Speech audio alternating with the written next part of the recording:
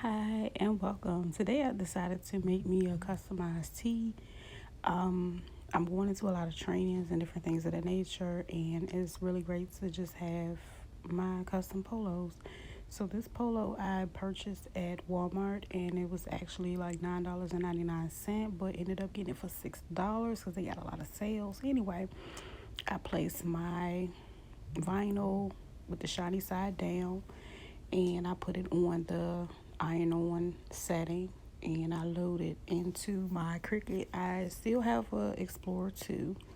But anyway, so I go on to the Cricut design software on my iPad, and I pretty much play with the font and sizes and type what I want onto my shirt.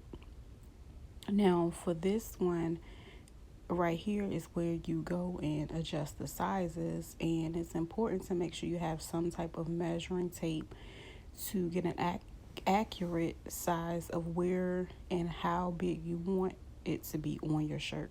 Okay, so as you can see, I have my tape out, and 6 inches is too long. You got to get a realistic view, so maybe about 3 inches for the name will do. And then because I have to add the top one and it has a lot of lettering, I had to make that about 4 inches. And as you can see, everything has been placed onto my mat. I do the mirroring effect so my words can come out the opposite way, and which will be the right way.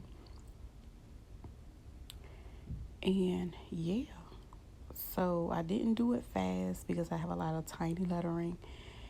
Tiny lettering is really cumbersome when it comes to working with the machine for me, but I made it through.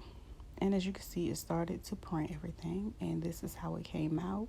This is me laying it on the shirt to see where it would lie, and this is showing the part that I weeded out. I use my heat press to press it on, and I do a first I go all the way across it, and then I let it sit for about 5 to 10 seconds on each side. And as you can see, I pulled it off, and bam, I'm ready for my work day. Okay, period. See y'all next time.